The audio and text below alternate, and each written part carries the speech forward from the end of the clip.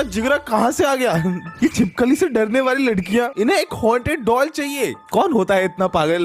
मतलब जो चीज पहले से हॉन्टेड है लोग बोल रहे हैं, तो तुम्हें क्यों चाहिए? मुझे नहीं चाहिए। मतलब मैं खरीद सकता हूँ अगर उस पे वीडियो बनाना हो तो, ऐसे मुझे पर्सनली नहीं चाहिए। भाई ऐसी दिखती है भाई ये डॉल। मैं नहीं चाहूंगा ये रात में मेरे कमरे में हो।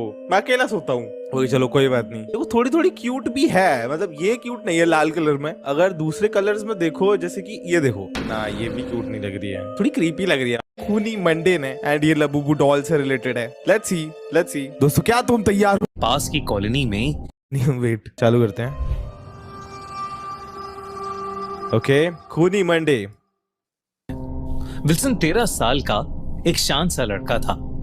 ओके उनके पास की कॉलोनी में एक बड़ा सा घर बिका था, तो उस घर की चीजों की एक सेकेंड हैंड सेल लगी थी। तो अपनी माँ के साथ उस सेल में गया।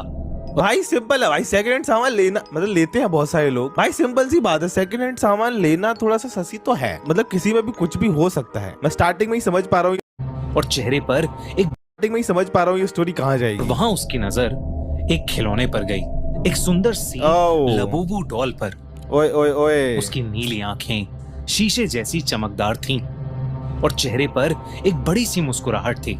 मेरी आंखों में कुछ क्यों हो रहा है भाई? ऐसा लग रहा है कुछ चला गया। ये लबूबू डॉल ने तो नहीं कर दिया है? सॉरी लबूबू डॉल, अगर तूने सुन लिया तो। ओके, शायद कुछ चला गया था। के दोनों कान एक प्यारे से खरगोश जैसे थे और उसका फर एक बहुत ही सुंदर गोल्डन कलर का था।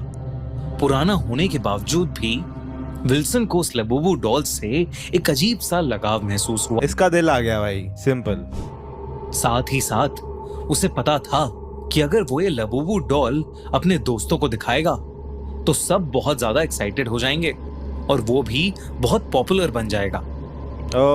काफी जिद करने के बाद उसकी माँ एला ने उसके लिए वो डॉल खरीद ली। भाई सोच लो, सेकंड हैंड सामान में से डॉल ली है। Doll like mostly horror stories में डॉल ही होती है, हॉरर, समझ रहे हो तुम? भाई इन लोगों को अगर इतनी समझ होती तो इनके साथ हॉरर इंसिडेंट्स होते ही क्यों? घर लौटने पर विल्सन ने उस लबूबू डॉल को अपने कमरे की शेल्फ पर रख दिया और अपना होमवर्क करने लगा। लेकिन जब भी उसकी नजर उस लबूबू डॉल पर पड़ रही थी, उसे लग रहा था कि वो मुस्कुराते हुए उसे अपने पास बुला रही है। मुस्कुरा तो रही है, ये तो फैक्ट है, बट पास। ओके। विल्सन अपना होमवर्क छोड़कर उठा और लबूबू के साथ खेलने लगा। इतने में ही उसकी माँ ने उसे नीचे बुलाया। जैसे ही विल्सन ने उस लबूबू डॉल को वापस शेल्फ पर रखा और वो वहां से हटा, एक भारी मेटल की ट्रॉफी सबसे ऊपर वाले शेल्फ से ठीक वहीं गिरी जहां विल्सन था।